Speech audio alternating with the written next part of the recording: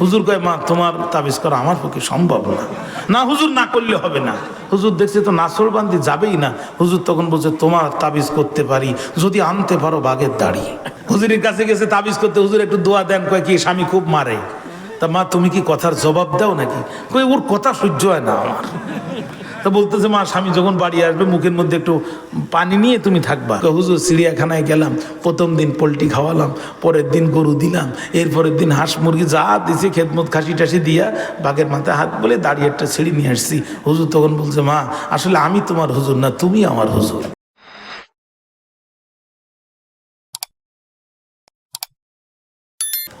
দুইটা কথা মা বোনদের সম্পর্কে। একটা হলো পর্দা নারীর ভূষণ। স্বর্ণতাকে আরেন্টেশনের ভিতরে, আলমারির ভিতরে যার পর্দা বেশি তার সম্মান বেশি। কথা কি বুঝতে পেরেছেন? পর্দা নারীর ভূষণ। আল্লাহ রসুল সাল্লাল্লাহু আলাইহি সাল্লাম আম্মা আয়েশার ঘরে নবীজি ইন্তেকালের পরে তাকে শোয়ায় দেওয়া হলো। এরপরে হযরত আবু বকর রাদিয়াল্লাহু তাআলা ইন্তেকাল করলেন, তাকে রসুলের ঘরে রসুলের পাশেই শোয়ায় দেওয়া হলো।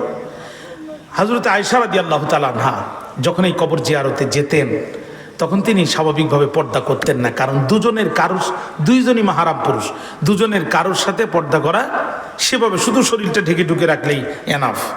কিন্তু যেই দিন থেকে ওখানে হযরত ওমর রাদিয়াল্লাহু তাআলার কবর হলো সেই দিন থেকে আম্মা আয়েশার স্বাভাবিকভাবে ওখানে যেতেন না, তিনি কমপ্লিট পর্দা করে ওখানে জিয়ারতে যেতেন। সুবহানাল্লাহ বললেন।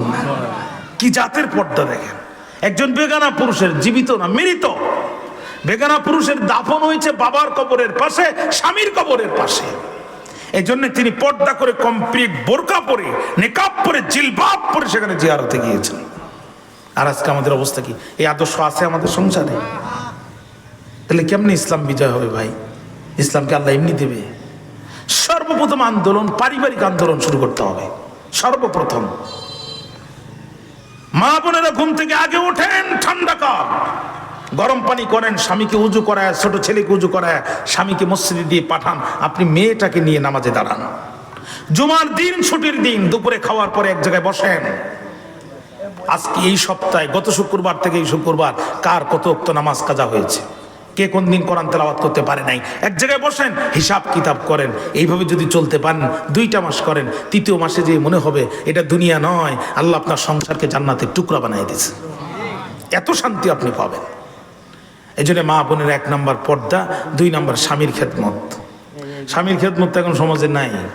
মেয়ে লোক এই দেশে প্রধানমন্ত্রী, দেশের স্বামীকের কপালে যে বিপদ, কতক্ষণ না 1 গ্লাস পানি চালি খায়, পারলি ঢেলি খাও। এই কথা সত্যি, চাচা বুঝতে পেরেছে, বলছে এই কথা সত্যি, ঠিক না? হুজুরের কাছে গেছে তাবিজ করতে, হুজুর একটু দোয়া দেন। কয় কি স্বামী খুব মারে। তা মা তুমি কি কথার জবাব দাও নাকি? কই ওর কথা সহ্য হয় না আমার। তা বলতেছে মা স্বামী যখন বাড়ি আসবে মুখের মধ্যে একটু পানি নিয়ে তুমি থাকবা। বেচারা বাড়ি আসছে, মুখের পানি ফেলে সোফা কাটা শুরু করছে। মা দিছে, গতকাল গেছে, গতকালকে ইট দিয়ে বাড়িছে, আজকে কোদালের আছাড় দিয়ে ঝাড়িছে। আস্তে করে হুজুরের কাছে এসে বলছে হুজুরও কিরকম তাবিজও, আমি এত শখ করে আসলাম আপনার কাছে। ওই কারণ কি? গতকালকে তোমার ছিল আদলা ইট দিয়ে, আর আজকে কোদালের আছাড় দিয়ে ঝাড়ছে আমার। হুজুর কয় মা মুখে পানি নিছিলা? ওই নিছিলাম ঠিকই, কিন্তু ফেলে কথা শুরু করেছিলাম। হুজুর কয় মা তোমার তাবিজ করা আমার পক্ষে সম্ভব না। না হুজুর, না করলে হবে না। হুজুর দেখছে তো নাসরবান্দি যাবেই না। হুজুর তখন বলছে তোমার তাবিজ করতে পারি যদি আনতে পারো বাঘের দাড়ি। বাঘের দাড়ি কি আনা সম্ভব? তাবিজ কেমনে করবে? মহিলা নাসরবান্দি ঢাকায় চলে গেছে, পোলট্রি মুরগি ছিলে বাঘের খাঁচায় দিয়ে দিয়েছে।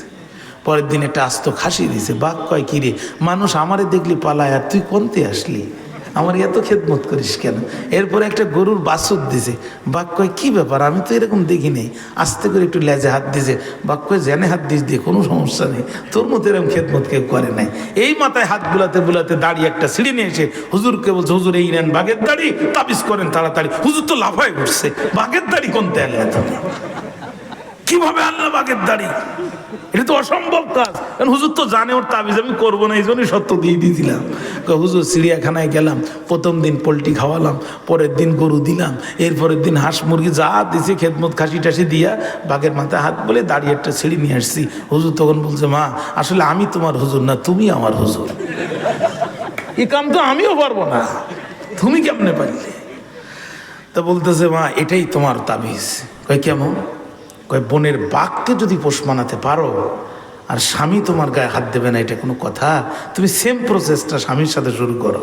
কষ্ট করে যখন আসবে ফ্রিজিতে ঠান্ডা পানি নিয়ে আগে আগায় দাও, কারেন্টটা না থাকলে একটু বাতাস দাও, এদিকে আসেন, ফ্যানের তলে বসেন, এত কষ্টের কি দরকার? এই মোটা কাপড় আর মোটা ভাতে আমাদের চলে যাবে, আপনি আর কষ্ট করেন। আরে মুখের কথা তো একটু খাওয়া যায় নাকি? না খাওয়া যায় না, মুখের কথা একটু বলা যায়, আপনি আর কষ্ট করেন না, আপনার কষ্ট জানে সয় না, একটু মুখের কথা তো বলতে পারো। খাবারের সময় হাজার গোস্ত টুকরার ভিতরে অল্প একটু কলিজা, একটা কলিজা স্বামীর জন্য তুলে রাখো না। খেতে যখন বসবে সামনে দিয়ে দাও। বোনের পাত যদি পোষ মানতে পারে, স্বামীও তোমার গায়ে হাত দেবে না। ও কি তাই খেদমত করবে? স্বামী বাইরে মাইর খেয়ে বাড়িতে আসছে, ঢোকার সাথে সাথে স্ত্রী সান্ত্বনা দেবে? তা না, দেশে তো ঠিক মতো মাতব্বারি শুধু আমার সাথে। আজকে ঠেলা বুঝতে পেরেছ তো? ও আল্লাহ, মেরিয়ে দেখি দাড়ি ছিঁড়ে ফেলেছে। আমি হলে তো বলতাম মোস্কটাও তুলে দিতি, তাহলে আর বেরেট লাগতো না। অ্যান্ড বাইরের লোকের মায়ের সহ্য হয়, কিন্তু বাড়ির লোকের কথা তো সহ্য হয় না। হয়, ওর হাতে ছিল কুদালের আশা, ওইটা দিয়ে প্রথম বাড়ি থেকে তুই তালাক, পরের বাড়ি থেকে তোর মা তালাক, তারপরে বাড়িতে ধরে যে হুজুর বিয়ে পড়েছিল হুজুরও তালাক। এইটা সংসার না, এইভাবে চলবে না। আজকে পরশকে আর বিষ বাষ্প গোটা সংসার জগৎটা আগুন জ্বালায় দিছে, ঠিক না? আহারে, রাসূলুল্লাহ বাড়িতে আসছে, অন্ধকার রাত। আম্মা আয়েশা বলছে, হঠাৎ করে আমি নবীকে খুঁজে পাচ্ছি না। কোথায় নবী? খুঁজে পাচ্ছি না। তাকে দেখলাম রাসূলুল্লাহ ঘরের এক কোণে দোয়া করতেছে। আমি আয়েশার পিছনে যে নবীজির সাথে দোয়ায় সামিল হলাম, কিন্তু রসুল এমন একটা দোয়া করলো আমার পছন্দ হলো না। কি? আল্লাহ, কিয়ামতের দিন মা যখন তার সন্তানকে চিনবে না, আমি যেন আমার খাদিজাকে না ভুলে যাই। আম্মা আয়েশা খুব বেজার হলো, ইয়া রাসূলুল্লাহ, এই যৌবনে কি দেইনি আমি, যা ওই বুড়িটা দিয়েছে। আমার একটা মাথার চুল ছাড়া আপনি ছাড়া পৃথিবীর কেউ দেখেনি, একটা চুল আপনি ছাড়া পৃথিবীর কেউ দেখেনি। কি দিয়েছে বুড়িটা? কি দিয়েছে যে আপনি তাকে ভুলতে পারেন না?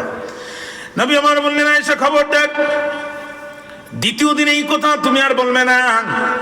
তুমি আমার সুখের দিনের বিবি রে আয়েশা, খাদিজা আমার দুঃখের দিনের স্ত্রী। কাফেরদের নির্যাতন সহ্য করে রক্তাক্ত দেহ নিয়ে জীবনে যতবার বাড়িতে এসেছি, যতদিন এসেছি, দরজায় শুধু একটি বার ডাক দিয়েছি খাদিজা, দ্বিতীয়বার ডাক দেওয়া লাগে নাই, দরজা ঠাস করে খুলে গেছে। জিজ্ঞাসা করতাম, প্রিয়তমা ঘুমাও না?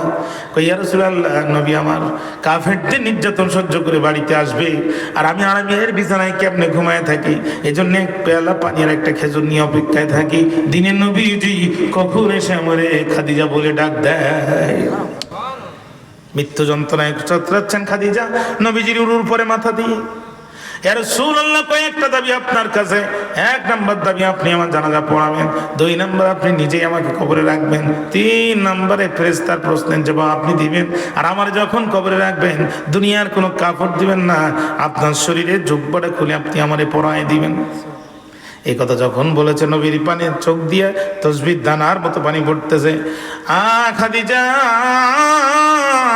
ইসলামের জন্য তোমার কোটি কোটি টাকার সম্পদ তুমি উৎসর্গ করে দিলে, আর তোমার বিদায়ের দিন আমি একটি মক্কা মদিনার ভালো দোকানের একটা কাপড়ের কাপড় কি তোমাকে দিতে পারবো না?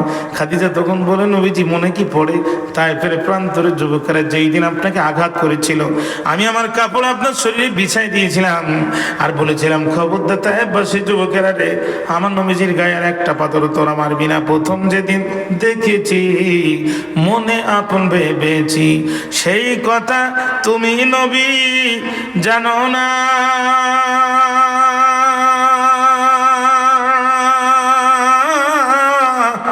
জানো না গো রাসূল,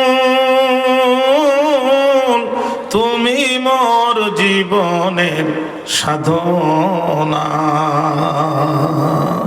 নবী, আপনার জুব্বা পরে যদি আমি কবরে যাই, কোনো কারণে যদি আমি আযাবের ফেরেশতার গ্রেপ্তার হয়ে যাই, আমি অন্তত বলতে পারবো আমার গায়ে মদিনাতুর রাসূলের জুব্বা আছে।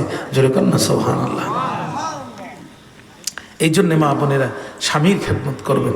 স্বামীর খেদমত নারীর জন্যে বড় পাওয়ার জিনিস, বড় পাওয়ার জিনিস। আল্লাহ তাআলা আমাদের মা বোনদেরকেও খাদিজা, আয়েশা, ফাতেমার মতো কবুল করুক।